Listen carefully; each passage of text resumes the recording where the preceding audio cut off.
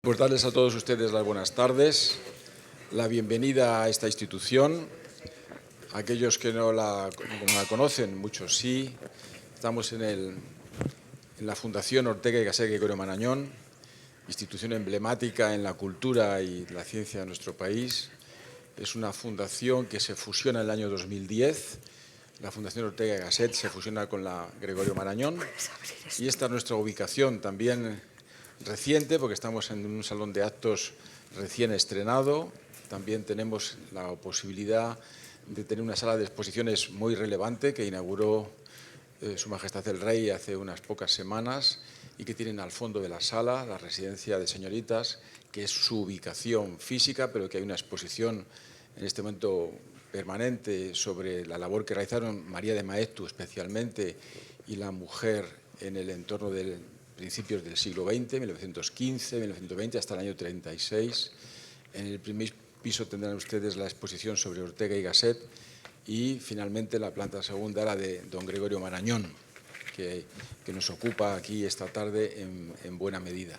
Darles pues la bienvenida, decirles que estamos en una institución también que tiene dos centros de investigación, el Centro de Estudios Orteguianos y el Centro de Estudios de Gregorio Marañón, muy reciente creación del año pasado y que me honro en dirigir.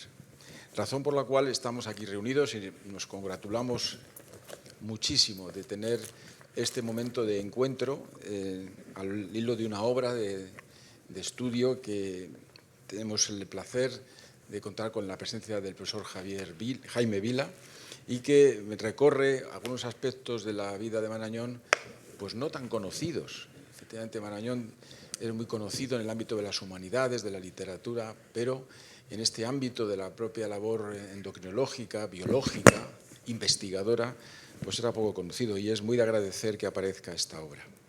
Decirles también que tengo la suerte de contar en este momento con la presencia de don Helio Carpintero, presidente de la Asociación, de la Academia de Psicología de España. De la Academia de Psicología de España, doña Alicia Salvaró, académica también de la asociación, doña María Dolores Avia, que es catedrática de personalidad de la UCM, y don Jaime Vila, que es nuestro autor. Así que para proceder a la presentación de esta obra que yo creo, a mi juicio, permítanme esta licencia, es emblemática. Yo la he leído con interés y yo soy médico, me dedico a temas de investigación molecular en neurotransmisores, trabajé algo de la obra de Marañón en endocrinología y me ha sorprendido el trabajo tan interesante. Yo quiero felicitar a don Jaime Vila por este trabajo. Creo que es muy de agradecer esta riqueza de conocimiento y esta asociación de ideas tan relevante. Pero bueno, no es el tiempo de que hable yo, sino que hablen quienes están conmigo en este momento en la sala, y daré la palabra en primer lugar al presidente de la Academia de Psicología de España, a don Helio Carpintero. Tiene usted la palabra. Muchas gracias, moderador. Muchas gracias a todos los aquí presentes por estar y por venir a acompañarnos y hacer posible que el acto tenga el aspecto entrañable que hoy tiene esta sala. Muchas gracias también a la Fundación Ortega Marañón, que desde el principio, cuando empezamos primero a pensar en el libro que iba a hacer nuestro compañero de academia, Jaime Vila, y cuando estaban ya las cosas avanzando, siempre pensé que el lugar donde ese libro tenía que aparecer era esta casa y, digamos, este salón, precisamente por su tema y por su significación. Y como acaba de decir nuestro moderador, porque para un innumerable grupo de conocedores de las ciencias biológicas, de la medicina, etc., a pesar de todos los pesares, este libro es una novedad. Yo he tenido bastante parte en la puesta en marcha de este proyecto, porque en la Academia iniciamos una colección de clásicos del pensamiento psicológico y queríamos hacer unos volúmenes en donde hubiera un texto importante de alguno de nuestros psicólogos clásicos y, por supuesto, una exposición y un análisis por parte del editor que se encargaba de ese volumen. Y en esa colección a mí me pareció que uno de los primeros números, uno de los primeros volúmenes tenía que ser forzosamente el dedicado a la publicación del artículo de 1924 de don Gregorio Marañón, que ha sido una pieza absolutamente singular, como se irá viendo esta tarde, y en principio una pieza que por su tema, por el tema específico de la emoción, correspondía su estudio, su tratamiento a nuestro compañero Jaime Vila, que es catedrático emérito de la Universidad de Granada y que es uno de los máximos especialistas internacionales en el problema de la emoción. Desde hace muchísimo tiempo viene trabajando en esos temas con enorme eficacia y con enorme rigor. Y no fue difícil convencerle, a pesar de que no estaba en su horizonte inicial. No fue difícil porque simplemente cuando le puse en la pista del artículo de Marañón, todo lo demás ya fue rodado. Se puso a ello y el resultado es realmente un libro extraordinario. Lo digo simplemente así, es un libro extraordinario, que era necesario que lo hubiera por varias razones, empezando por la razón de que en nuestra historia de la psicología española se ha convertido en una frase repetida que la psicología ha llegado a España principalmente por la vía de la psicología aplicada. Sabemos que ustedes sabrán, sin duda, todos ustedes o muchos de ustedes, que lo que llamamos la psicología científica es una creación, digamos así, de finales del siglo XIX, que siempre ponemos la fecha de 1879 en que se funda un laboratorio en Alemania donde está Wilhelm Wundt y empieza allí a trabajar en cuestiones que tienen que ver con la mente y con el funcionamiento de la mente, con metodología de la ciencia rigurosa de la fisiología y de la fisiología del laboratorio. Allí empieza, por tanto, una nueva manera de acercarse al problema de la mente humana.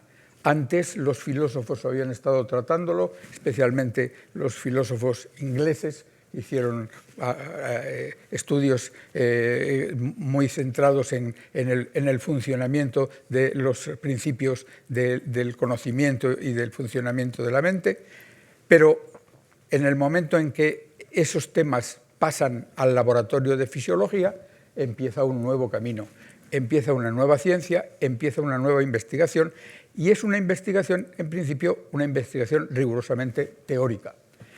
Una investigación que pronto, pero no inmediatamente, pronto da el salto al mundo de la vida práctica. A principios del siglo XX empieza a ser general la idea de que esa nueva ciencia es interesante, es importante para resolver problemas sociales, para resolver problemas de la vida cotidiana. Por ejemplo, se fue muy pronto pensando que en relación con cómo funciona la mente y cómo habla y cómo dicen los individuos y refieren los hechos, pues uno de los aspectos interesantísimos para algunas personas fue examinemos cómo hablan y qué dicen y cómo lo dicen los testigos que son llamados a un juicio y analicemos cómo son esos testigos, y eso lo hará muy bien un psicólogo que podrá ver cómo funciona y qué posibilidades hay de engaño, qué posibilidades hay de ocultación, etcétera, etcétera, en una declaración, o cómo sabemos que está diciendo la verdad. Toda una serie de problemas que eran de la vida práctica fueron trasladados muy pronto a el campo de los psicólogos y de los psicólogos aplicados. A España llegó esa psicología ya entrado el siglo XX y principalmente nosotros teníamos en la cabeza que había entrado precisamente a través de la construcción digamos, por dos vías. La construcción de un centro de psicología de orientación profesional, es decir, un centro de los innovadores que iba a hacer que los psicólogos buscasen y analizasen las capacidades y las aptitudes de las personas para determinados trabajos, y eso ocurre en Cataluña, ocurre en Barcelona, y principalmente allí va a estar la figura de Emilio Miray López, uno de nuestros grandes nombres de la historia de la psicología, y por otra parte entra también por Madrid, en donde hay una cátedra que se crea en 1902, donde está don Luis Simarro, un psiquiatra que pone en marcha en la Universidad Central entonces, hoy Complutense, los estudios de la enseñanza de la psicología experimental. Pero realmente el estudio de la psicología experimental que se enseñaba en la cátedra de Simarro estaba destinado a científicos, a médicos principalmente, y a personas de la Facultad de Ciencias. Y por tanto era lo que hemos llamado durante mucho tiempo una María. Era una ciencia, era un campo que estaba marginalmente. Lo que parecía que teníamos delante importante era el centro de Barcelona, donde se empezaron a hacer análisis de los datos de aspirantes a conducción de autobuses y gentes que aspiraban a ser policía y este tipo de aspectos prácticos. Sin embargo, la presencia hoy en este libro de Jaime Vila evidencia que en España también había y estaba empezando la psicología no por el camino de lo aplicado, sino por el camino de lo estrictamente teórico. Y en esta casa, podríamos decir, en esta casa se reúnen dos contribuciones importantes que corresponden a los dos grandes titulares de esta casa, a José Ortega y Gasset y a Gregorio Marañón. José Ortega y Gasset, Gregorio Marañón y el doctor Lafora y una serie de gentes más que han nacido en torno a 1886 son personas que ya empiezan a estar interesados por los problemas teóricos de la psicología. Y Ortega escribe y da un curso en 1915 sobre el sistema de la psicología en el Centro de Estudios Históricos que entonces dirigía don Ramón Menéndez Pidal, y por ese mismo tiempo Gregorio Marañón está haciendo unos estudios que, como inmediatamente paso a decir, van a revolucionar, en cierto modo, un campo específico de la psicología. En realidad, el tema de Marañón, que es el que ahora venimos aquí a plantearnos, el tema de Marañón tiene muchos aspectos innovadores e interesantes. En principio, Marañón dejó dicho en un congreso al que asistió hacia los años 40 o 50, si yo no recuerdo mal, la cita la tengo por ahí, pero no hace al caso, en donde hizo la declaración a los que estaban allí de que él en su primera juventud había tenido una tendencia a los estudios psicológicos. Y entonces siguió diciendo, bueno, en realidad yo, vino a decir Marañón, me he dedicado a la endocrinología. La endocrinología era, él le llamó en ese momento su mujer legítima. Y dijo, yo me he dedicado a la endocrinología, me he dedicado a mi mujer legítima.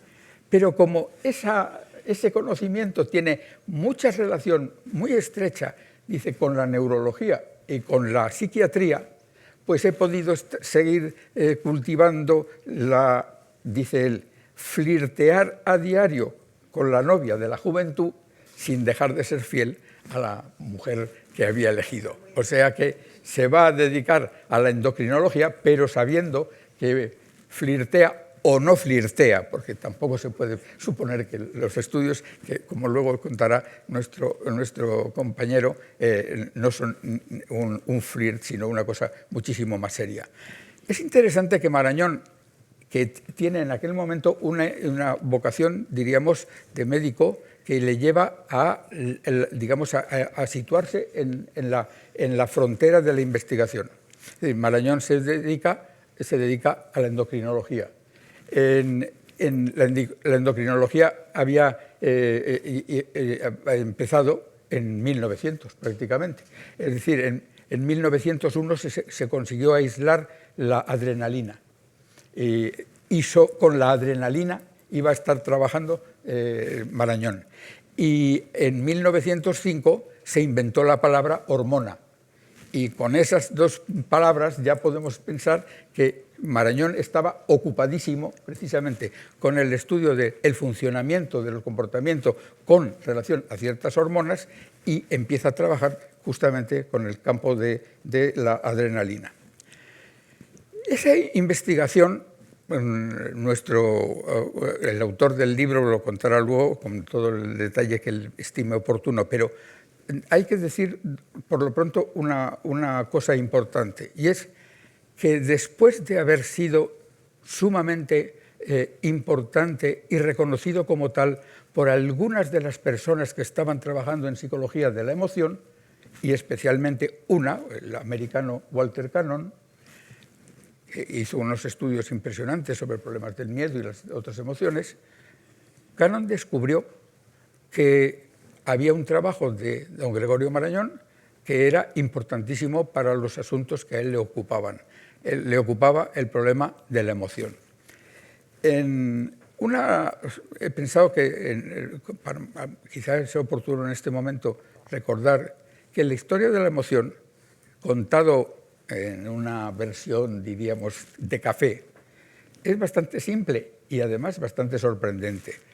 La emoción empieza, como en nuestra experiencia prácticamente cotidiana y con el sentido común que lleva a decir que estamos contentos porque nos ha tocado la lotería o estamos aterrados porque hemos visto una culebra. Es decir, se nos produce una alteración emocional, se alteran nuestros ritmos funcionales por algo que hemos tenido como experiencia. Hemos visto la culebra, entonces nos llevamos el gran susto. Muy bien. Ese es un sentido absolutamente cotidiano en nuestra experiencia. Sin embargo, uno de los psicólogos más importantes de nuestra historia, que ha sido William James, le dio la vuelta al asunto y llegó a la conclusión de que verdaderamente la emoción se producía porque nosotros tenemos unos mecanismos adquiridos por evolución que nos permiten estar ajustados al mundo, y esos mecanismos nos permiten resolver situaciones difíciles y los tenemos ahí y funcionan automáticamente porque se han convertido en reflejos. Y entonces William James dijo: la gente cree que nos llevamos un susto porque vemos la culebra, pero no, nosotros nos llevamos el susto porque empezamos a correr alejándonos de la culebra. Empezamos a correr, y si empezamos a correr, que es la respuesta refleja, entonces nos acabamos enterando, en nuestro cerebro más cognitivo, se entera de que ha pasado algo, y eso que ha pasado, y esa es nuestra emoción. Y entonces William James formuló esa tesis que está en todos los libros de psicología, incluso ustedes lo habrán tenido en los libros de psicología del bachillerato, la tesis según la cual que dice: estamos tristes porque lloramos. No lloramos porque estamos tristes. Estamos tristes porque lloramos. Si dejáramos de llorar, ya no estaríamos tristes. Si dejáramos de correr, ya no tendríamos miedo.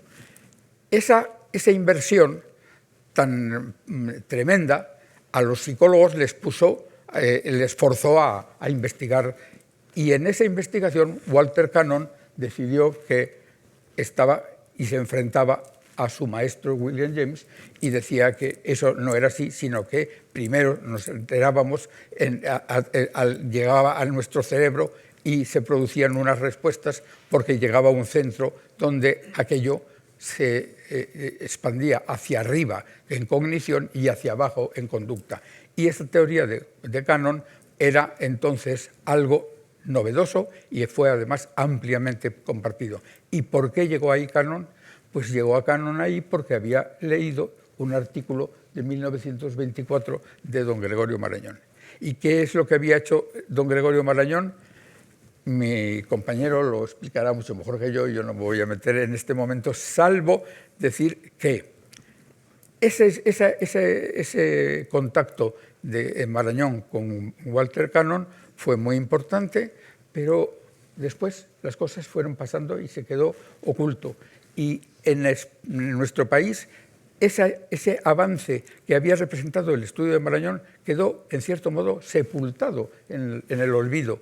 Y hizo falta que en la psicología cambiara el paradigma, es decir, la psicología internacional que hacia 1920 y 1930, gracias al esfuerzo de un grupo de investigadores norteamericanos, se hizo conductista y decidió que habíamos de entender que en psicología lo que nos importaba era simplemente las conductas y el análisis de la conducta y no teníamos que meternos en nada para nada en relación con la mente.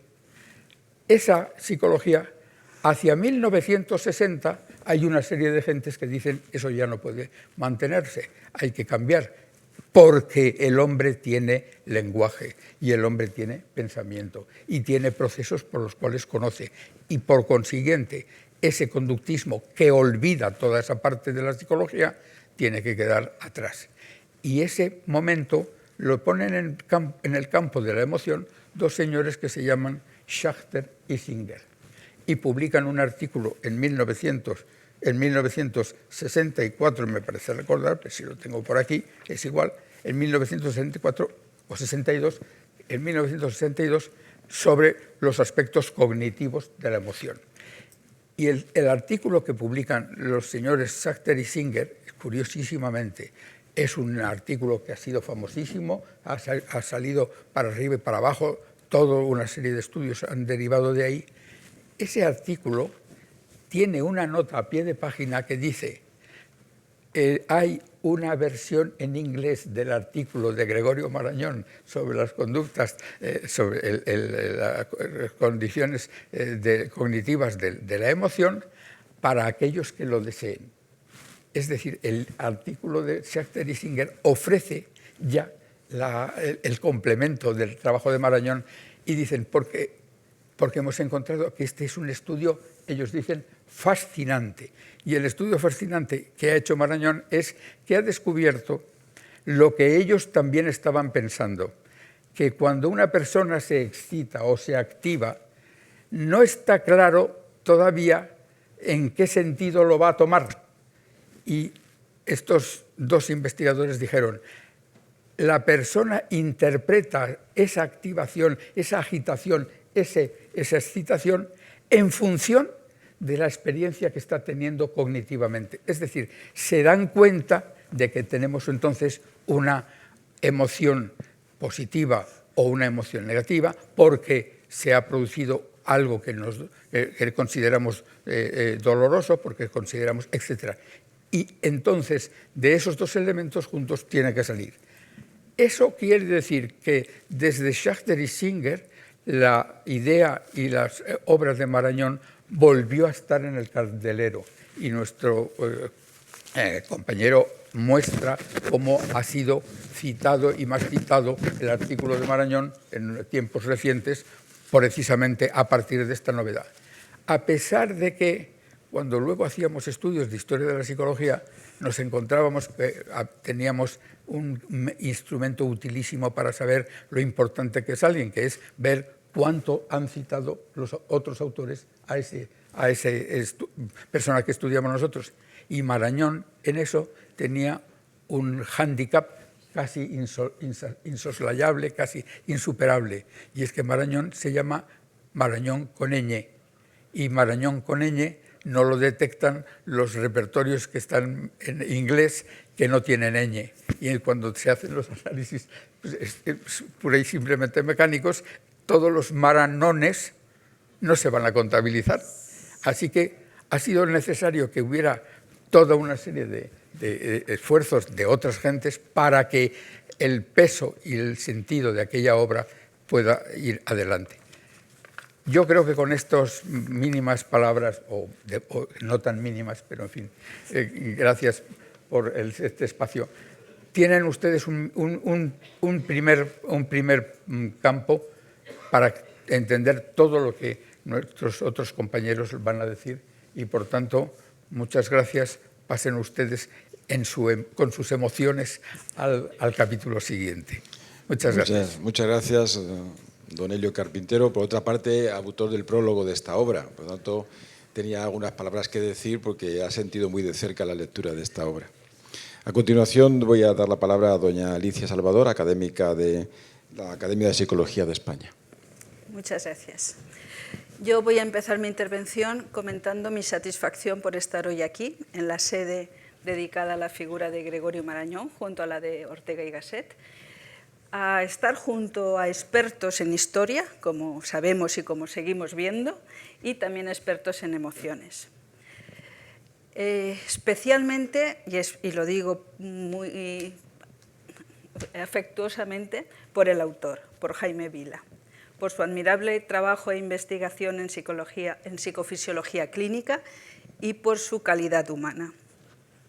Para mí es un placer haber aceptado esta invitación, estar aquí con él. Compartimos hace muchos años mucho estrés académico y allí pude conocerle más de cerca y reconocer esa calidad humana que tiene. Por tanto, encantada de estar aquí con ustedes. Voy a intentar remodelar un poco lo que pretendía decir para ajustarme un poco más a cosas un poco más diferentes. Para mí el libro ha sido una ocasión de disfrute. Hay una gran cantidad de información sobre un personaje que para mí es muy particular y ahora explicaré por qué. Es un investigador fundamental, como se ha dicho, para el siglo XX, para la primera parte del siglo XX, a nivel internacional, porque publicó internacionalmente, y sobre todo para nuestra ciencia, la ciencia española. Sin embargo, en la lectura lo que he podido ir viendo es que, bueno, podía sentir admiración y respeto por su figura, pero era realmente muy desconocido para mí. He podido darme cuenta de cuánto no sabía sobre Gregorio Marañón. Un poco lo he ido redescubriendo con la lectura, pero todavía quedan algunos vacíos que merecerán más tiempo y dedicación. Yo soy catedrática de psicobiología y profesora en Valencia, en la Universidad de Valencia, de una asignatura que se llama psicoendocrinología. Creo que con esto queda muy patente y muy claro el interés por Gregorio Marañón. En esta asignatura que se ha mantenido en nuestra universidad, empezó con cursos de doctorado, luego en la licenciatura, ahora en el grado sigue siendo una asignatura obligatoria, pues tenemos la ocasión de compartir con los estudiantes las interacciones entre esas moléculas, que efectivamente creo que fue en 1902 cuando se llamaron hormonas, la interacción, digo, de las hormonas con el comportamiento, con el pensamiento y, desde luego, con las emociones.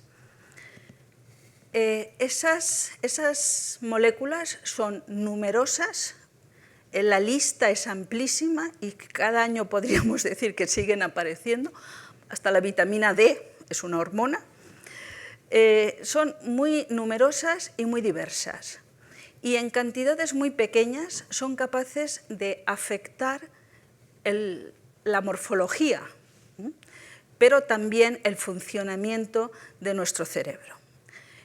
Y de esa manera afectar ese comportamiento, bueno, empezaremos por la percepción, por cómo entendemos o cómo percibimos los estímulos y nuestro entorno. Son capaces de afectar esa percepción. También el procesamiento de la información y, desde luego, cómo respondemos al entorno. Pero, insisto, son capaces de afectar, de modificar, pero no determinan ninguno de esos planos. Entonces, es un conocimiento importante en el que, desde luego, tengo ocasión, indudablemente, de hablar de la adrenalina y con ocasión de la adrenalina de hablar del profesor Gregorio Marañón. El artículo que se ha citado aquí, primero en el capítulo dedicado a Santiago Ramón y Cajal, en el libro dedicado a Santiago Ramón y Cajal, y luego en el capítulo publicado en la Revista Francesa de Endocrinología, pues tenemos un claro ejemplo de una intervención experimental. Él era médico, con actividad médica, pero hace ahí una intervención experimental, administra la hormona y comprueba los efectos que tiene. Su importancia ya la ha puesto de manifiesto el profesor Carpintero, y en el libro queda muy bien recogida, efectivamente, en el capítulo, creo que es en el 4, donde se completa una revisión del impacto que ha tenido este artículo, que se había hecho ya en una tesis de Alejandra Ferrandiz, ¿no? Que dirigió también el profesor Carpintero en el 84, si no recuerdo mal, y ahora el profesor Vila ha ampliado ese estudio de la repercusión. Y efectivamente lo que se puede comprobar es que Marañón sí que publicó internacionalmente en varios idiomas toda una serie de artículos, pero es el dedicado a la adrenalina, el que tiene un impacto fundamental. Y fue a raíz de la publicación de Sachter y Singer del 62 cuando efectivamente podríamos decir que se redescubre el artículo, como pasa muchísimas veces en ciencia. Casi todos los grandes, o no voy a decir casi todos, pero sí grandes publicaciones que quedaron en el olvido durante décadas. En este caso supuso un empujón, un impulso muy fuerte al cambio teórico en relación a la emoción. Y eso yo creo que es un valor fundamental de esa publicación. Sin embargo, pues la adrenalina es una hormona, es muy importante, es de las que más nos suenan a todos, ¿no? Pero no es la única, y desde luego Marañón no se dedicó solo a la adrenalina. Yo cito también iba a decir la incursión, el viaje que hicieron a las Urdes, ¿no? Donde se planteó el estudio del cretinismo y de los efectos de las hormonas tiroideas. Y de alguna manera estamos ante algunos de los efectos de esas moléculas que en cantidades muy pequeñas, pero cuando hay desviaciones son capaces de tener unos efectos muy grandes, como sería el caso de las hormonas tiroideas durante el desarrollo cerebral o durante otros periodos, pero fundamentalmente ahí. El viaje a las Urdes y la repercusión, que ahora diríamos mediática, que tuvo y social, es algo como bastante impresionante. Y también podemos considerarlo casi como un ejemplo de lo que ahora se nos pide en investigación y a la universidad, ¿no? Difusión, mucha difusión, transferencia de resultados.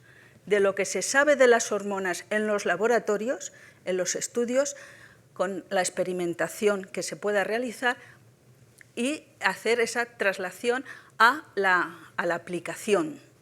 Entonces, ese viaje a las Urdes es un ejemplo, y hay fotos, hay realmente bastantes reportajes que creo que son como muy llamativos y muy importantes. Marañón trabajó con muchas hormonas, con las tiroideas, trabajó con el hipertiroidismo y la ansiedad, uno de los temas actuales, trabajó sobre la diabetes. Estamos ante un trastorno que todos sabemos, lo oímos todos los días casi, que está en aumento a nivel mundial y que tiene cada vez más claros efectos o consecuencias a nivel afectivo y cognitivo, a nivel de deterioro cognitivo. Entonces, es también uno de los temas punteros, digamos, en investigación actual en estos campos. Además de esta asignatura de grado, imparto también en un máster de neurociencias básicas y aplicadas. Es un máster que llevamos adelante desde varias facultades, además de psicología, biológicas, medicina y farmacia. Nuestros estudiantes son, sobre todo, biólogos, biotecnólogos y psicólogos. O sea, es una procedencia variada. Y hay materias, desde las más básicas, las más moleculares, que podríamos decir, a otras molares que incluyen el comportamiento. Y, concretamente, hay una asignatura que es neurociencia cognitiva y afectiva. En un máster de neurociencias, indudablemente, tenemos que hablar de la neurociencia como etiqueta general, y ahí tenemos a Santiago Ramón y Cajal, que es considerado y reconocido internacionalmente como el fundador, como el padre de la neurociencia. Así aparecen los manuales americanos, europeos, etc. Es un reconocimiento claro. Y en ese punto, es contemporáneo de Gregorio Marañón, es un buen momento también para aprovechar, ¿no?, la introducción y el averiguar qué saben nuestros estudiantes de Gregorio Marañón. ¿Qué dirían que saben? Porque este año, además, en relación también al libro y a la conferencia que impartiste en los miércoles de la academia, ¿no?, como las asignaturas de segundo cuatrimestre, les pregunté, digo, ¿qué me podéis decir de Gregorio Marañón? ¿Qué sabéis? ¿Qué aportación? ¿Qué? Y se empezaron a mirarse unos a otros. Nadie dijo nada, unas caras extrañas. Al final uno así despacito dijo, el del hospital, ¿no? El del Hospital de Madrid. Y ahí se quedó la cosa. O sea, hay pruebas, yo creo que más que suficientes, y creo que todos en esta sala, además por la edad, podemos ser más claramente conscientes de la falta de anclaje, del vacío histórico que padecemos y de la falta de anclaje que tiene nuestro conocimiento actual con lo que ha pasado en general, pero sobre todo en nuestro país. Ahí hay unos vacíos muy considerables. Y eso a pesar de que la psicoendocrinología o la endocrinología, las hormonas, el comportamiento, las patologías, se han seguido estudiando aquí. Y dentro de la psicobiología hay grupos, varios grupos que se han centrado mucho en esa investigación. Voy a citar el grupo de la UNED, de aquí de Madrid, el que ha liderado el profesor Antonio Guillamón, que es también académico, y que ha trabajado durante muchos años con las hormonas sexuales, la diferenciación sexual, el dimorfismo sexual, la conducta maternal, más recientemente algún subgrupo sobre conducta alimentaria, otro de los problemas importantes que existen actualmente, otros grupos en Almería, en la Autónoma de Barcelona, en el País Vasco, han trabajado temas de estrés, temas de aprendizaje, porque en todas esas facetas o en esos procesos humanos, las hormonas tienen un papel, tienen una influencia.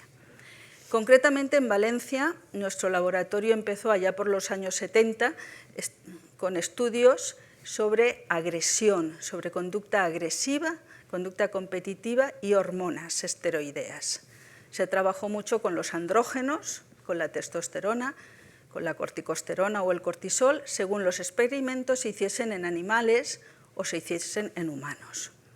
Y a partir de esos años pues ha ido evolucionando bastante, se trabaja en temas de estrés, en temas de deterioro cognitivo, en temas de diabetes también, y siempre teniendo muy en cuenta dos factores que son fundamentales en la investigación y que cada vez se están poniendo más de manifiesto, o por lo menos están siendo más reconocidos.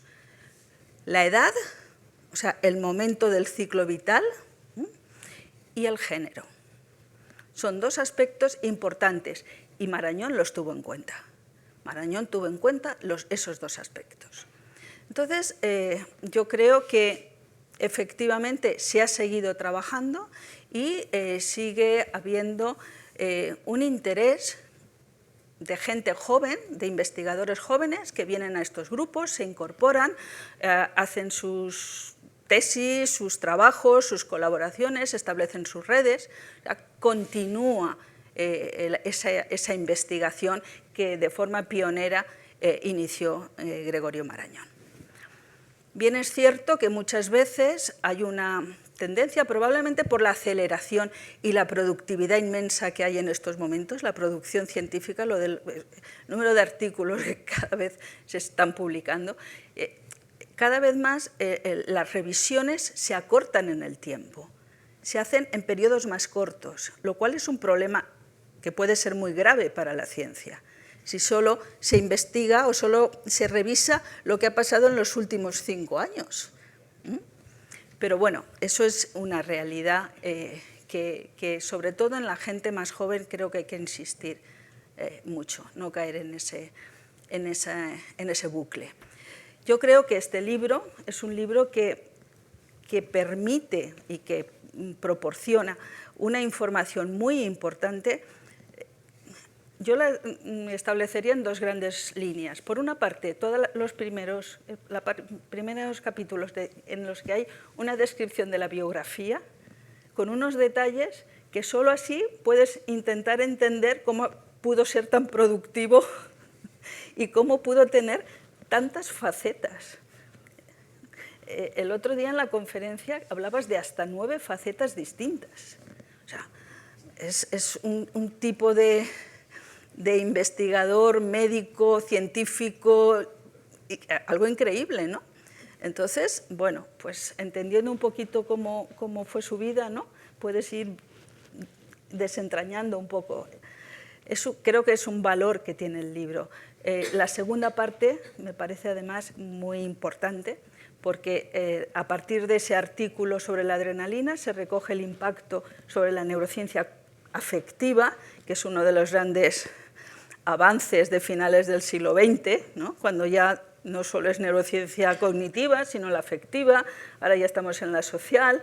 Bueno, pues la neurociencia afectiva y los modelos integradores, el modelo de Lang, y toda una serie de experimentos que permiten entender pues, esas bases psicobiológicas, psicofisiológicas de emociones negativas, como el miedo, o positivas, como el amor y el apoyo social, que son aspectos esenciales para la supervivencia y para el bienestar emocional. Entonces yo creo que francamente es un trabajo magnífico, que ha sido un gran acierto el encargo para producir esta obra, y que cubre un vacío muy importante que confío en que seamos capaces de aprovechar todos. Y enhorabuena, Jaime, y enhorabuena al resto.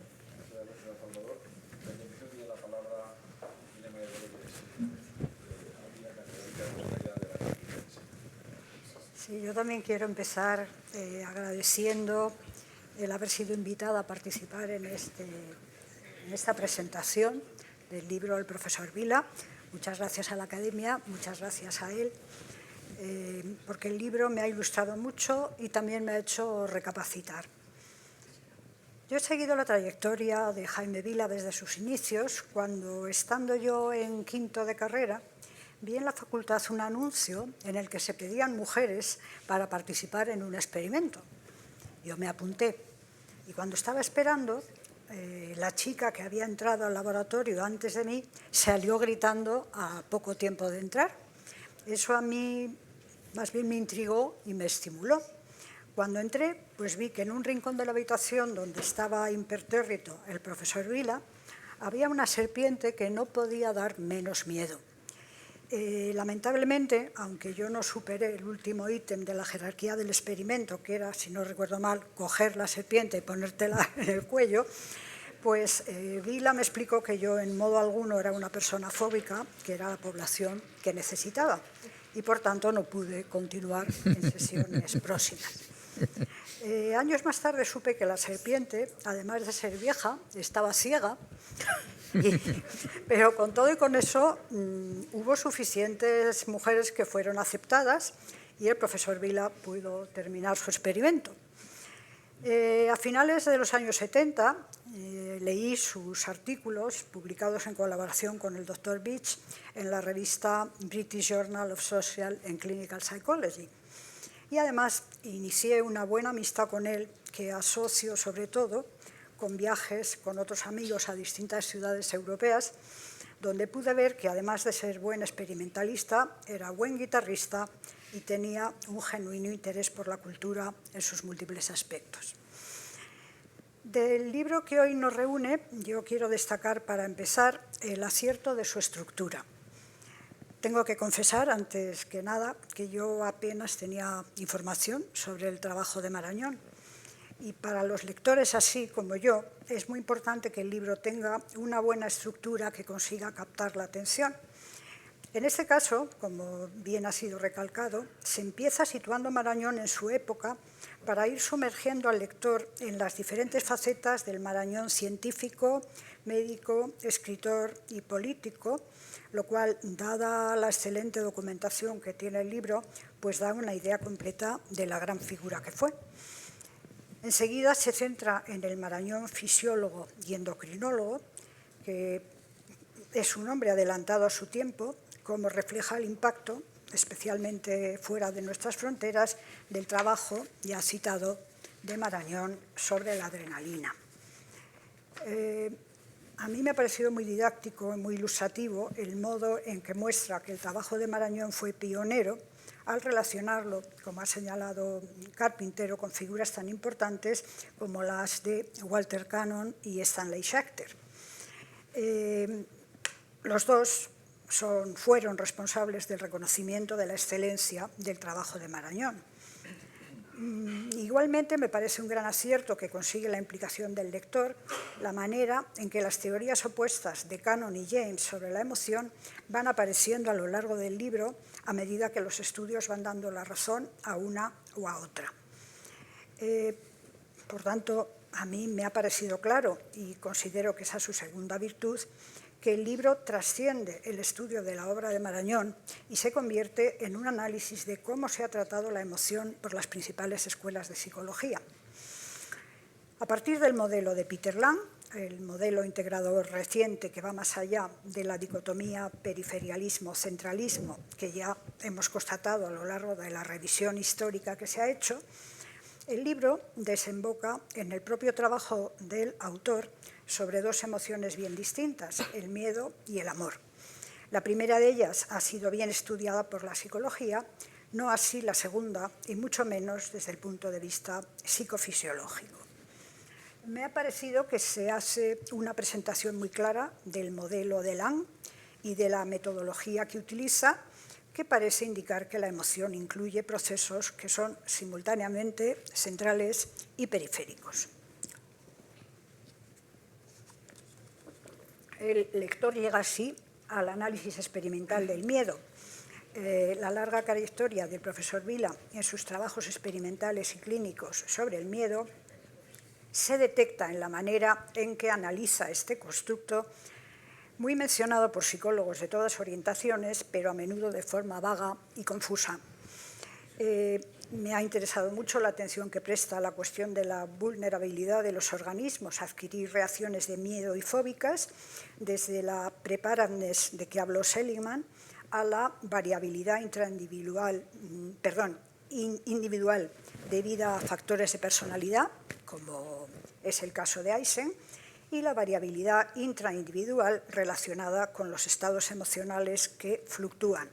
Esto es lo que interesa a Beach. Es a esta última, a la variabilidad intraindividual, según nos enseña el libro, a la que Marañón prestó una especial atención y que ha sido estudiada repetidamente por el propio Vila en colaboración con Beach. Los estudios experimentales que han hecho permiten al autor clarificar conceptos próximos pero distintos que se utilizan a veces muy alegremente, y me refiero a los conceptos de miedo, ansiedad, reacciones defensivas y estrés. La tercera cualidad de este libro que el lector aprecia desde sus primeras páginas es su gran valor didáctico.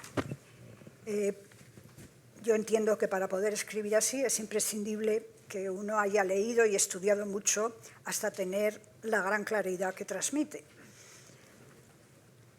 Además, abordar el estudio serio sobre los mecanismos neurofisiológicos del amor al que Vila ha dedicado abundantes trabajos, me parece muy positivo.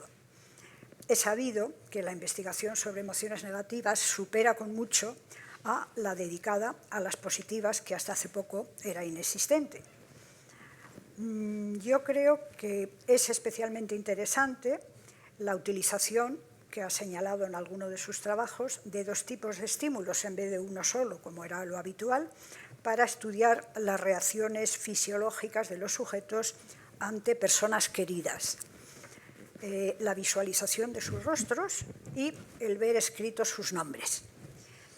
Con pequeñas variaciones, sus estudios indican que ambos inducen los sentimientos positivos que caracterizan al amor, cuya función, desde el punto de vista evolutivo, no es menos importante que la del miedo.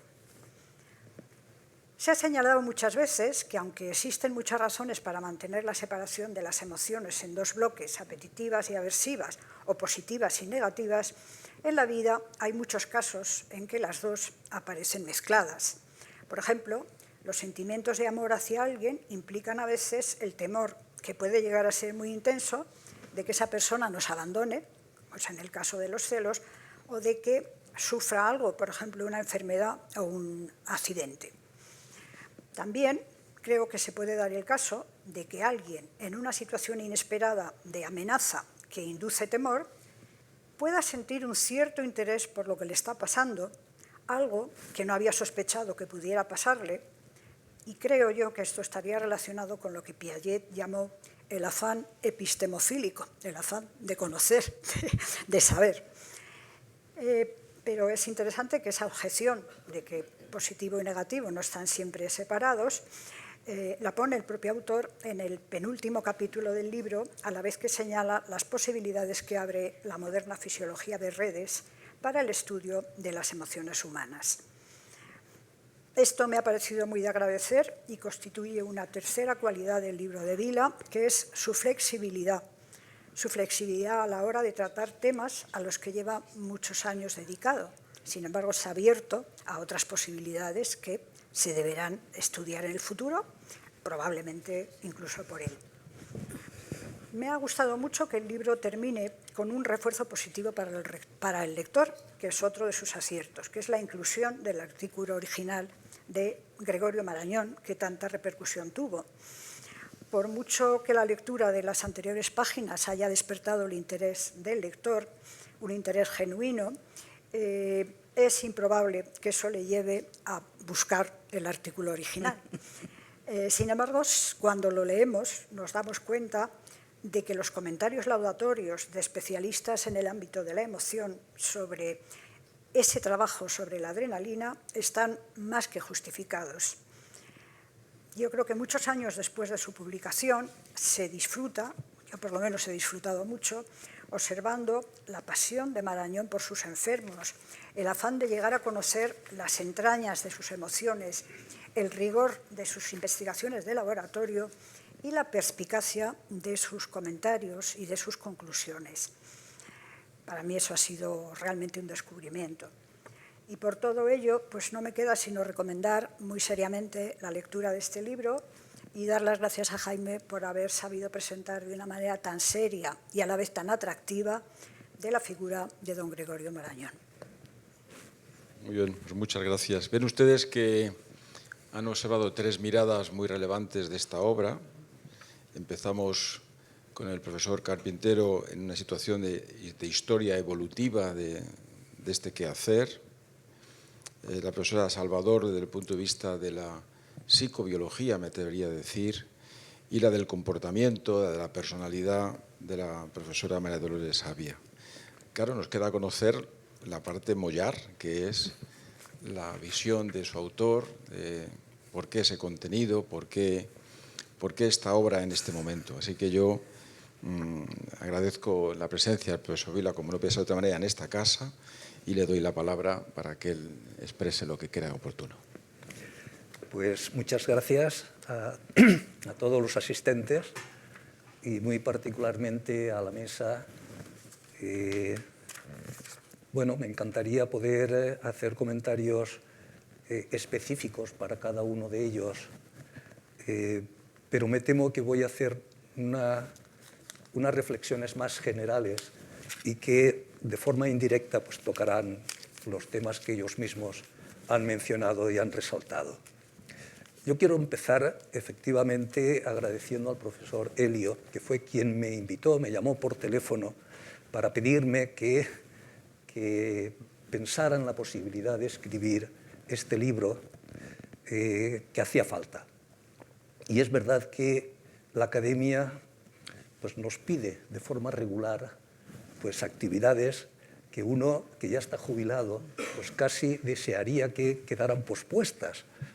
Pero bueno, su insistencia tuvo fruto, lo cogí como un reto y bueno, me encariñé con el personaje. Y tuve la suerte, además, de contactar con la Fundación Gregorio Marañón, que fue clave para poder escribir, por lo menos para poder terminar bien el libro. Porque aquí, en la Fundación, es donde están las cartas que Marañón intercambió con el fisiólogo más importante de la primera mitad del siglo.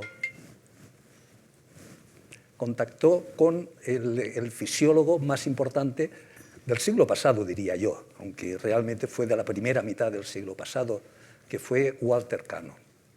La relación entre Marañón y Cannon es interesantísima, pero no se conoce quizá porque los biógrafos de Marañón no leyeron las cartas que se intercambiaron. Prácticamente todos dicen que sí, fue una amistad, pero una amistad epistolar, una amistad por carta, que no se conocieron personalmente. Pero cuando uno lee al menos un par de cartas de Cannon a Marañón en el año 35 y en el año 36, la despedida de Cannon a la carta que le envía a Marañón no tiene ninguna duda. Le encantaría volver a poder verle a él y a su familia. De manera que está claro que se conocieron. Cuando uno indaga cuál fue ese conocimiento, dónde ocurrió, pues uno se encuentra con la sorpresa de confirmar que efectivamente Cannon visitó España. Visitó España en 1930, aprovechando que él estaba en Francia, invitado por la Sorbona para dar conferencias, 10 conferencias en la Sorbona sobre la digestión y sobre la homeostasis, la digestión y las emociones y la homeostasis. Él estuvo 6 meses en Francia, pero aprovechó para hacer un recorrido por el sur de Francia, dio varias conferencias en algunas universidades, cruza el Pirineo, visita Barcelona, visita Montserrat, es acompañado por algunos de los estudiantes que él tuvo en Harvard, la Universidad de Harvard, en Estados Unidos, Rosendo Carrasco y Jaime Pi i Sunyer, que era el hijo de Agustín Pi i Sunyer, el catedrático de endocrinología de Barcelona. Conoció la Sagrada Familia, conoció Barcelona. Después vino a Madrid. En Madrid le acompañó Juan Negrín. Juan Negrín era el catedrático de Fisiología de la Universidad Central de Madrid, la Complutense, amigo personal de Cannon, porque habían coincidido en varios congresos. Juan Negrín la acompañó a ver la ciudad universitaria, que estaba en construcción entonces, en el año 30, y le llevó también al Escorial, a visitar el Escorial, de manera que ahí hubo una relación. Pero estando en Madrid, se juntó con la familia, su familia, que venía con su mujer y sus hijos, se juntó con la familia de Marañón y estuvieron en el Cigarral de Menores, el sitio famoso, ¿no?, donde Marañón pues, descansaba y escribía a placer, alejado un poco del ruido de Madrid, en Toledo. Y después Cannon siguió su visita, estuvo también en Sevilla. De manera que sí hubo una amistad no solo epistolar, sino real. Bien, ese descubrimiento me vino en parte por esta fundación que me ayudó a ir localizando los documentos que lo iban justificando. Bien, la relación entre Marañón y Cannon es además muy interesante por otras muchas facetas. Quizá la más curiosa es que esa amistad que se había cultivado durante años y se habían admirado mutuamente terminó en enemistad por motivos de la Guerra Civil Española, porque Cannon fue el principal defensor de la República en Estados Unidos, recaudando fondos, dinero, para mandarlos a la España republicana en guerra, mandando ambulancias, medicamentos, personal médico. Y en ese momento Marañón optó por el bando nacional y su relación empezó a deteriorarse de alguna forma. En las cartas que le envía Cannon a Marañón, una del año 35 le agradece el nombramiento de la Real Academia de Medicina de España, el nombramiento a Cannon como académico de honor, y se lo agradece, pero le señala que se han equivocado en el nombre, y en lugar de haber puesto Walter Bradford Cannon, ponían solo Walter Bradford, y que por favor dijera a la Academia que corrigieran eso. Bien, yo he seguido con posterioridad esa historia y resulta que la Real Academia de Medicina de España no tiene a Walter Cannon como académico honorario. Y la pregunta es ¿por qué? Bueno, pues posiblemente no sería extraño, ¿no?, que se pudiera deber a una represalia por la participación de Cannon tan activa, ¿no?, a favor de la República, en una época en la que ya en España lo que había era una dictadura. Bien, pues eso es interesante porque en las memorias de Cannon, el último libro que él escribe en el año 45, el año que muere, es un libro muy bonito, pero él cuenta su historia y sus relaciones con Juan Negrín, que fue presidente de la República durante la Guerra Civil, y cuenta su relación con Cannon. Pero no menciona realmente a Cannon, es decir, Cannon desaparece de su memoria, de su libro autobiográfico al final. De manera que, bueno, es ilustrativo, ¿no?, este tipo de relación entre Marañón y Cannon. Bien, el tema fundamental del libro es la emoción. Y aunque es verdad que se sitúa en el contexto vital de Marañón y se tocan las principales facetas, es verdad que él tenía muchísimas más de las 4 que yo toco en el libro, que toco la científica, la médica, como médico, la escritora y la política. Es verdad que él después era intelectual, moralista, conferenciante, etc., ¿no? Se le ha señalado muchas facetas. Pero bueno, Marañón, en su aportación principal, que es en el ámbito de la emoción, que es en el que trata el libro, hay curiosidades. El artículo que se cita de Marañón, que es el de 1924, el que está publicado en la revista francesa de endocrinología, pocos mencionan que esa era una traducción de un artículo anterior que él había publicado 2 años antes en el libro homenaje a Ramón y Cajal. No se menciona. Y hay una anécdota que yo me he encontrado escribiendo el libro, y es que resulta que en el año 1984,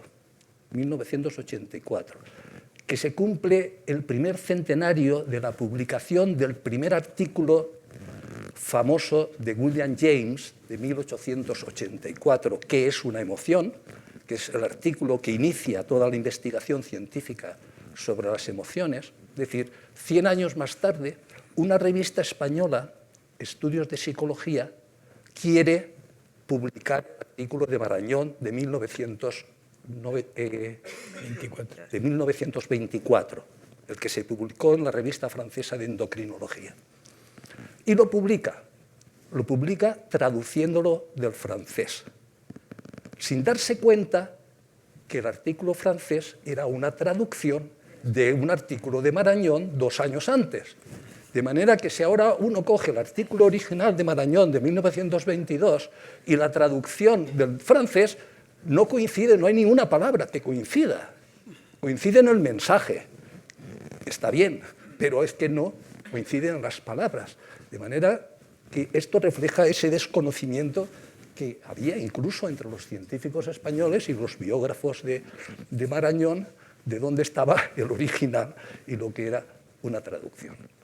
Son curiosidades. Pero hay otras curiosidades. Y en esto Marañón coincide también con la figura de Cannon.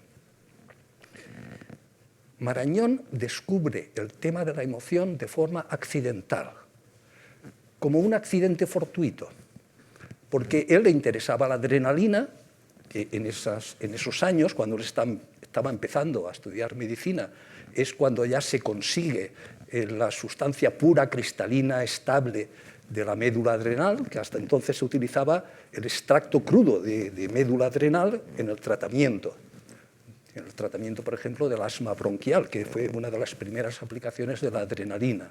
Pues cuando se consigue ya por primera vez esa sustancia limpia, pura, y unos años después se consigue la síntesis artificial, es cuando ya Marañón empieza sus investigaciones, aún como estudiante. Pues bueno, a él le interesaba qué efectos tenía la adrenalina, pero no pensaba para nada en la emoción.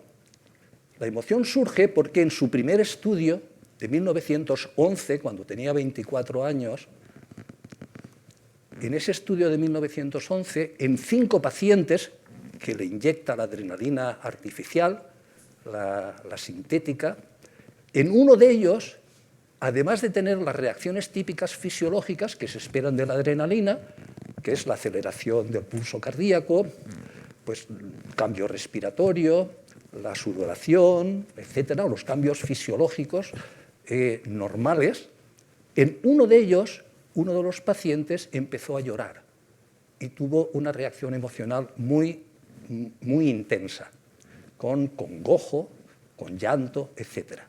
Y eso, que no lo esperaba, a él le llamó la atención. Le llamó la atención y pensó, bueno, pues aquí esto podría darnos la pista de en qué consisten las emociones, porque él conocía muy bien los trabajos y los escritos de William James, donde decía que las emociones eran los cambios corporales, eso lo sabía. Pero cuando encuentra que de 5 pacientes en su primer estudio, 4 no reaccionaban emocionalmente, aunque tenían todos los cambios fisiológicos, y solo uno cambia su respuesta y aparece la emoción, pues en lugar de decir, bueno, esto es un accidente que no tiene importancia, él empezó a darse cuenta que ahí estaría la clave del estudio de la explicación de la emoción, los mecanismos que explican las emociones. Es un caso de serendipia. El mismo caso que le ocurre a Cannon cuando él estudiaba la digestión. Cannon empieza sus investigaciones, aun siendo estudiante, exactamente igual que Marañón, en el tema de la digestión, porque su profesor catedrático que le dirigió la tesis le dijo que empezara a estudiar la deglución en el cuerpo humano, y él empezó ahí y lo extendió a la digestión. Y cuando estaba estudiando la digestión se dio cuenta de que las emociones, cuando los animales que estaba estudiando estaban emocionados, la digestión se paralizaba. Y cuenta Cannon en su autobiografía que cuando observó eso pensó que era una interferencia perversa, es decir, que una emoción paralice una función vital esencial, eso no debería ser. Incluso él estuvo tentado de cortar los nervios que provocaban esa emoción, que paralizaban la emoción.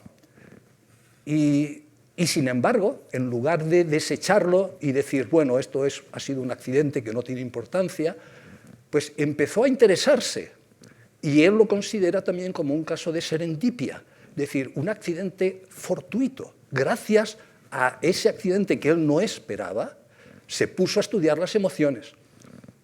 Y entonces se dio cuenta la gran importancia que tienen las emociones y la importancia que tiene que paralice la digestión, porque en situaciones de emergencia, donde surgen las emociones, la sangre se necesita en otra parte del cuerpo, no en la digestión.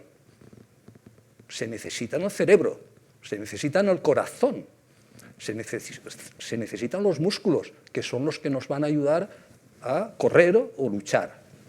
Por tanto, ese accidente fortuito, gracias a él, pues se pudo empezar a estudiar experimentalmente y de forma más seria el tema de la emoción, exactamente igual que en el caso de Marañón.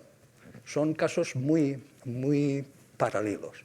Y en ese sentido, pues, bueno, ahí tenemos ejemplos de... Y bueno, no me importa también, pues, decirlo aquí públicamente, en parte porque yo me sentí atraído por Marañón y me metí a estudiarlo con cierta profundidad y escribir este libro, pues porque veía ciertas similitudes también conmigo. Cuando yo empecé a investigar, cuando estaba empezando haciendo la tesis doctoral en Inglaterra, mi director de tesis me dijo que estudiara el miedo fóbico en pacientes que tenían fobias, y que lo estudiara en relación con una hormona, con unas hormonas ováricas, estrógenos y progesterona, relacionados con el ciclo menstrual femenino.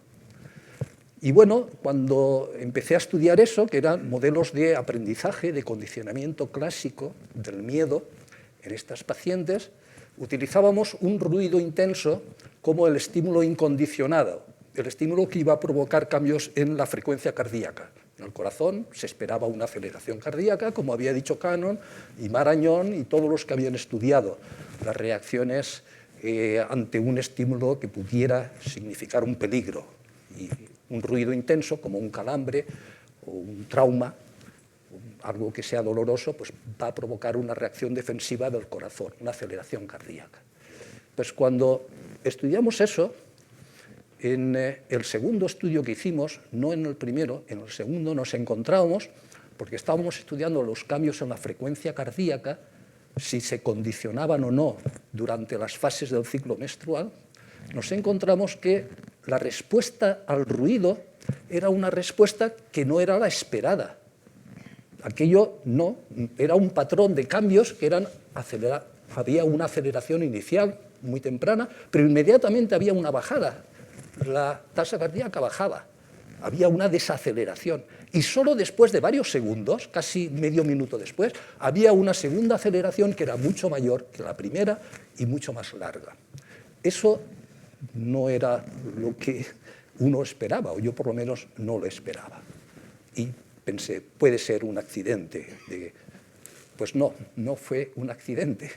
A partir de ahí nosotros iniciamos todo un programa de investigación que ha seguido hasta, yo diría que actualmente, sobre la respuesta cardíaca de defensa, donde se confirma efectivamente que los cambios cardíacos son complejos, que tienen componentes simpáticos y parasimpáticos, acelerativos y desacelerativos, con implicaciones psicológicas, atencionales, cognitivas y emocionales, y que ese tipo de respuesta nos puede dar pistas de lo complejo que son las reacciones emocionales y en concreto el miedo. Las reacciones de miedo van acompañadas de reacciones defensivas. En ese sentido, pues bueno, yo entiendo que aquello fue también un caso de serendipia, como le pasó a Marañón y le pasó también a Cannon. Bien, el libro realmente está muy centrado, una vez que se señalan las facetas importantes biográficas de Marañón, está muy centrado en sus investigaciones experimentales de laboratorio, las que dieron lugar al estudio de la adrenalina, pero también al estudio del cansancio muscular. Le interesaba mucho el tema del cansancio y posibles muertes por cansancio físico extremo, como ocurre en deportistas. Deportistas después de un maratón o después de una carrera ciclista que mueren, pues le interesaba también a Marañón averiguar cuál podría ser la causa, y eso lo estudió experimentalmente. Utilizaba animales como cobayas, o conejos, o perros, pero también estudiantes de medicina e internos del hospital donde él trabajaba, en el Hospital Provincial de Madrid, lo que ahora es el Museo Reina Sofía. Ese era el hospital donde trabajaba Marañón.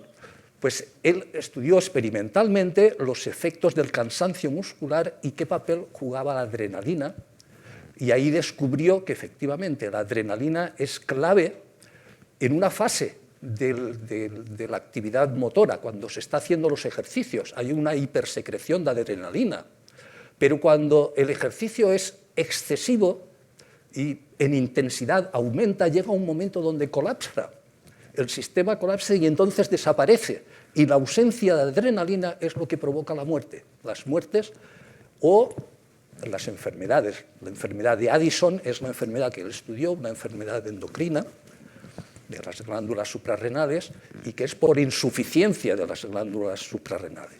Bueno, pues ese estudio es un estudio temprano del Marañón joven, como el estudio de la adrenalina y la emoción, que la inicia justo el mismo año, 1911, que es cuando encuentra por casualidad ese caso del enfermo que reacciona con miedo. Pero ahí se inicia, y en el año ya 22, que es cuando lo publica en el libro Homenaje a Ramón y Cajal, ya tiene 35 años Marañón, y ya ha acumulado un número suficiente de enfermos a los que le ha inyectado adrenalina y que sabe cuáles son las reacciones que tiene. Ya son 210 pacientes el total. Y ahí encuentra pues, que un porcentaje, no muy alto, 62 de los 210, tenían una reacción emocional. Una reacción emocional que podía ser de dos tipos, o de primer grado, que él llama, o reacción fría, o como si, que era que notaban perfectamente todos los cambios fisiológicos como si fueran emocionales, como si ellos estuvieran muy asustados, o como si le hubieran dado una gran noticia. El como sí, pero no, estaban tranquilos, estaban relajados, no tenían emoción, y sin embargo tenían todos los síntomas corporales de la emoción. Pero eso era un primer grado de emoción, el grado 1. El grado 2 era aquellos pacientes que tenían estos cambios, los mismos, pero además empezaban a llorar, o empezaban a sentir miedo, o empezaban a tener una reacción emocional auténtica, lo que Marañón llama de segundo grado, o reacción emocional completa. Pero ¿cuál es la diferencia entre el primero y el segundo? La diferencia estriba, según Marañón, en que en el segundo grado se ha superpuesto sobre los cambios corporales el elemento cognitivo, que es el que da sentido emocional a la reacción. De manera que si solamente tenemos los cambios corporales, ahí no hay emoción. Si no hay emoción, la teoría de William James cae por su peso. Pero resulta que si no hay cambios corporales, tampoco hay emoción, con lo cual la teoría de Cannon cae por su peso, porque Cannon lo que venía a decir era que no hacía falta, los cambios corporales son los mismos en todas las emociones, no es necesario, es un tema del cerebro. Las emociones son solamente una interacción entre las estructuras subcorticales y corticales del cerebro. De manera que los datos de Marañón claramente se cargan también la teoría de Cannon, la teoría centralista. ¿Por qué? Porque hace falta los dos. Hace falta los cambios corporales y hace falta el elemento cognitivo que le da sentido. Y que esto es lo que resaltaron los psicólogos sociales ya de la segunda mitad del siglo pasado, entre ellos pues, Salter, Stanley Schachter, que fue el hombre realmente que rescató de nuevo el artículo de Marañón y que lo popularizó. Schachter y Singh en ese artículo realmente lo popularizan, pero resulta que la psicología cognitiva del siglo pasado, como también ha señalado el profesor Carpintero, pues tampoco dio con la clave. No dio con la clave porque también el excesivo énfasis en los aspectos cognitivos dejaron los aspectos corporales y periféricos también de lado. De manera que si lo que se quería, como decía Marañón, era integrar ambos, el periferalismo de James y el centralismo de Cannon, hacía falta algo distinto, que eso no lo proporcionaba la psicología cognitiva, como no lo había proporcionado la psicología conductista anterior. Hacía falta lo que la neurociencia afectiva actual ha hecho. Claro, si uno quiere conectar a Marañón con lo que se hace hoy en día, es necesario hacer esa transacción o ese paso, ¿no?, desde la época de Marañón y de Cannon al momento actual, y eso pasa a través de varios puntos que son los que en el libro se resaltan, esa historia donde hay 3 momentos clave. El primer momento clave es cuando Cannon cita por primera vez a Marañón en el año 27, cuando hace la crítica a William James. El segundo momento es cuando Stanley Sachter y Singer publican su artículo. En ese momento empieza a dispararse, hay un incremento exponencial de las citas del artículo de Marañón. Y el tercer momento clave es cuando surge ya la neurociencia actual, la neurociencia afectiva, actual a partir de 1900, del año 2000, 2005, y ahí se observa de nuevo ese incremento exponencial de las citas del artículo de Marañón y de los artículos que citan a Marañón. Bien, esto es un resumen un poco del libro. Yo agradezco las palabras amables que habéis dirigido, pues, los 4 que me están acompañando en la mesa. Y simplemente, pues bueno, agradecerles a ustedes también su asistencia. Entiendo que este libro, pues, aunque está escrito para que lo puedan leer todos, no solo los psicólogos ni los médicos, sino que está escrito en general para el público que le interese el tema de la emoción y la investigación científica sobre la emoción, pero tiene también que la parte de que uno tiene que poner un esfuerzo para intentar entender lo que se intenta explicar de forma sencilla, pero que es algo que es muy complejo. Vale, pues yo les agradezco su presencia y agradezco a... Muchas gracias, profesor Vila, por su intervención, por su amabilidad para con esta casa, agradecerle su obra. Y en 2 minutos nada más, yo para cerrar este acto y hacerlo en tiempo y forma, estaba escuchando con mucha atención a todos los ponentes y muy especialmente al profesor Vila, autor del libro, y quería decirles a ustedes algo, que esta es la casa del conocimiento, no solo de la información. En la lectura del profesor Vila, yo me he encontrado con un reto, así como cuando uno lee y al leer uno se informa, aumenta su conocimiento, pero hay lecturas que son una experiencia vital, que ustedes habrán tenido. Hay lecturas que son una experiencia, casi todas lo son, pero algunas más que otras. Yo recordaba, al leer la obra del profesor Vila, algo que yo comparto con ustedes, son del conocimiento de la psicología clínica, de la neurociencia, muy cercana a lo que hacemos algunos en la medicina, ¿no?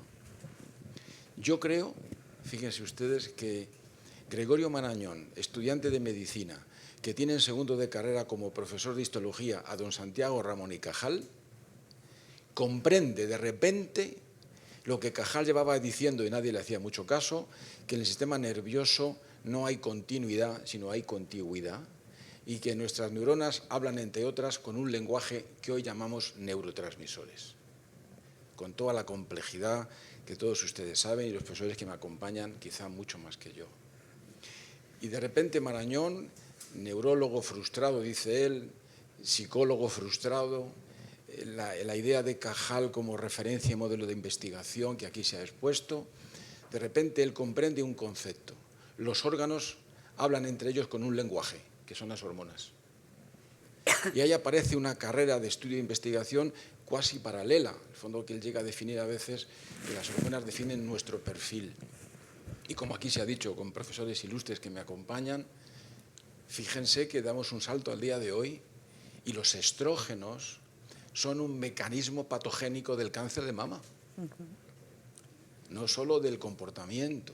Es decir, estamos delante de todo un acontecimiento científico que el profesor Vila narra con una claridad meridiana. No es un libro de lectura de un salto, hay que poner los codos en esta y tomar nota y luego irse a comprender algunos conceptos, porque es un libro que recoge una faceta marañoniana muy poco conocida.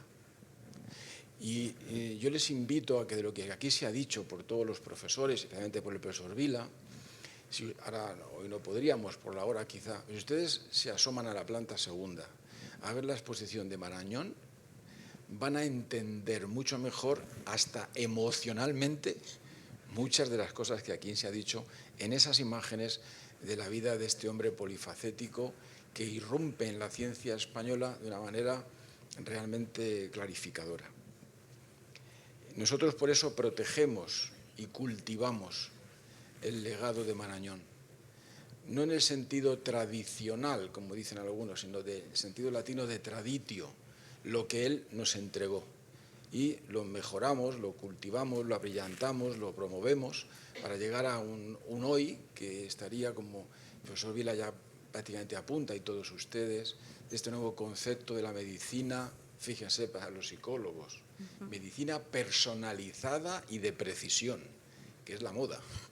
Bueno, pues fíjese aquí todas las cosas que hay que decir en este lenguaje. Y luego me voy a permitir corregir al profesor Vila, cuando él dice al principio un profesor jubilado. ¿Qué júbilo, profesor Vila? Jubilado de júbilo, porque tener una persona capaz de entrar en este estudio, en esta investigación y dedicar este tiempo en esta nueva etapa de la vida para enriquecernos de esta manera, pues es un júbilo. Y una serendipia que no es el resultado solo de la suerte, sino del trabajo diario.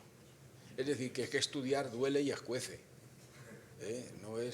Y las decisiones, como ahora se habla de decisiones éticas, pues la ética no es indolora, todo tiene un compromiso. Así que para esta casa, para nosotros, para mí en lo personal, todo un júbilo estar con ustedes.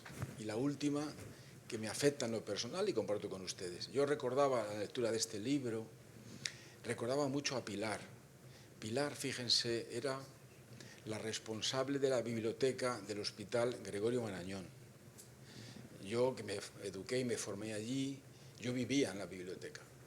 Y cuando ya mis neuronas entraban en una fase de trastorno mental transitorio, me ponía a charlar con Pilar. Pilar era una enferma de Addison que trataba a don Gregorio Marañón.